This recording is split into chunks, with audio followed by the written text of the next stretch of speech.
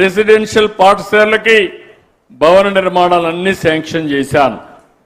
ఇంకో పక్కన మీరు చూస్తే 64 కోట్ల వ్యయంతో ఐటీడీఏ పాడేరులో ఒక టీచర్ ఉన్న 418 పాఠశాలలు ఇప్పుడే చెప్పా డబ్బులన్నీ రిలీజ్ చేసి ఆ భవన నిర్మాణాలు చేస్తున్నాం.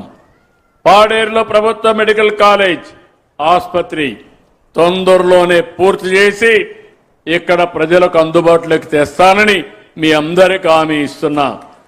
ఇదే కాకుండా ఐటీడీఏ రంపచోడవరంలోని వై రామవరం మండలాన్ని 2 మండలాలు చేయమని కోరారు. నిన్నే కేబినెట్ నిర్ణయం తీసుకున్నాం. తొందరలోనే అమల్లోకి వస్తుందని చెప్పి కూడా హామీ ఇస్తున్నాను. ఇంకో పక్క సీతంపేట ఐటీడీఏలో మల్టీ స్పెషాలిటీ ఆసుపత్రి 50 కోట్లతో కడుతున్నాం. ఐటీడీఏ పార్వతీపురంలో 50 కోట్లతో ఇంకొక హాస్పిటల్ కడుతున్నాం. రంపచోడవరంలో ఐటీడీఏ 50 కోట్లతో మల్టీ స్పెషాలిటీ ఆసుపత్రి కడుతున్నాం.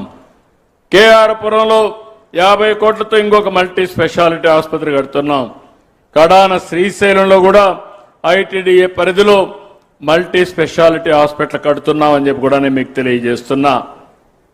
నేను అందుకని ఒక పక్క అభివృద్ధి, ఒక పక్క సంక్షేమం, నాకు 2 కళ్ళు.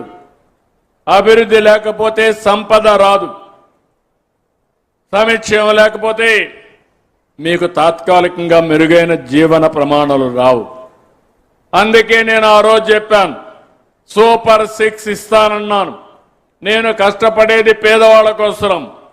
ఎప్పుడో ఫలితాలు వస్తాయంటే ఇప్పుడు మీరు ఇబ్బంది పడతారు. అందుకని మీ ఇబ్బందులు దృష్టిలో పెట్టుకుని సూపర్ 6ని తూచా తప్పకుండా అమలు చేస్తున్నా. దీపం పథకం, ఆడబిడ్డలకు ఒకప్పుడు గ్యాస్ నేనే ఇచ్చాను. కానీ ఏజెన్సీలో నిన్నే తెలిసింది నాకు ఒక చిన్న సమస్య ఉంది. మీకందరికీ చిన్న సిలిండర్లు ఇచ్చారు, 5 కేజీలు ఇచ్చారు. దానివల్ల కొన్ని సమస్యలు ఉన్నాయి. ఈ స్కీమ్ మీకు అందలేదని, దీనికోసం మీరు చూస్తే దగ్గర ఒక 10 కోట్ల రూపాయలు, 14 కోట్ల రూపాయలు డబ్బులు అవుతుంది. 2000 రూపాయలు ఒక్కొక్కరు కట్టాలి. అందరికి హామీ ఇస్తున్నా, ఎంత అయితే అంత కట్టి ఉచితంగా గ్యాస్ మీకు ఇప్పించే బాధ్యత నాదని మా ఆడబిడ్డలకు హామీ ఇస్తున్నా. ఈ నెలలోనే దీన్ని ఇమ్మీడియట్ గా మీరు ఆచరణలోకి తేవాలి. ఇక్కడే ట్రైబల్ వెల్ఫేర్ సెక్రటరీ గారు ఉన్నారు, కలెక్టర్ గారు ఉన్నారు. దాన్ని కూడా ఈ నెల నుంచే తెమ్మంటున్నా. తల్లికి వందనం ఇచ్చాం, అన్నదాత సుఖీభవ మొన్నే ఇచ్చాను. నేను హామీ ఇచ్చాను 20,000 రూపాయలు ఇస్తామని.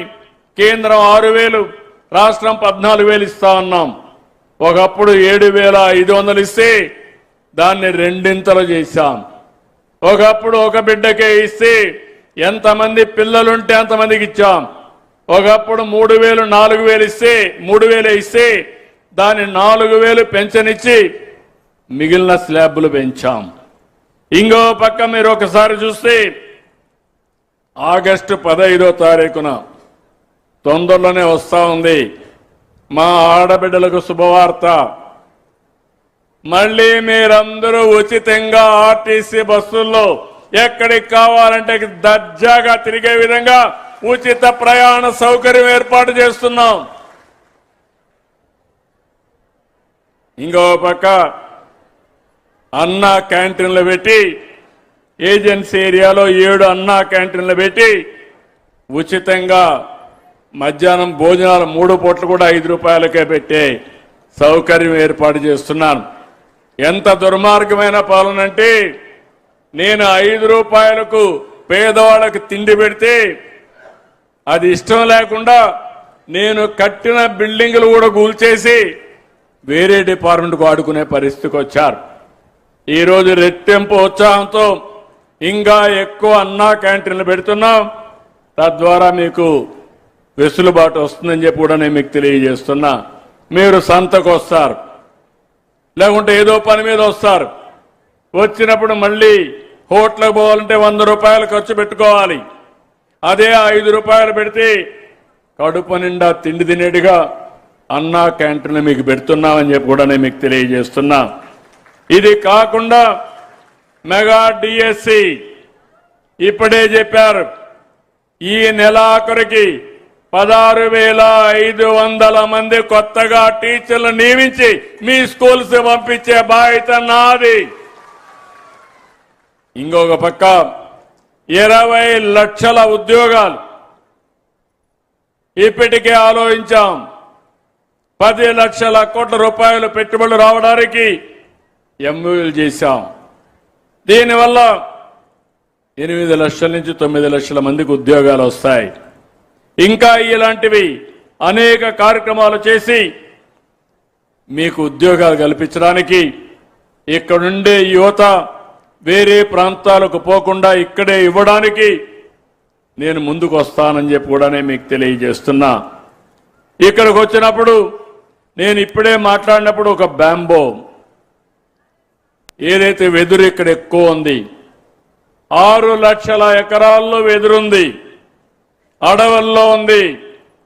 మా డాక్రా సంఘాలకు ఆడబిడ్డలందరికీ హామీ ఇస్తున్నా. ఒక ప్రాజెక్టుకి ఇప్పుడే సంతకం పెట్టాం. 5,000 మందికి సంవత్సరానికి 1 లక్ష రూపాయల ఆదాయం వచ్చేట్టుగా ఒక ప్రత్యేకమైన కార్యక్రమాన్ని చేసి మా ఆడబిడ్డల్ని ఆర్థిక వెసులుబాటు ఇచ్చే కార్యక్రమానికి శ్రీకారం చుడతానని మీ అందరికీ హామీ ఇస్తున్నా.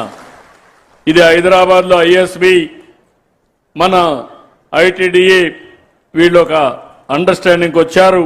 ఇది వస్తే దగ్గర మీరు చూస్తే పెద్ద ఎత్తున ఆర్థిక వ్యవస్థ ఇక్కడ ఉండే వాళ్ళకి ఇంప్రూవ్ అవుతుందని చెప్పి కూడా నేను మీకు తెలియజేస్తున్నా.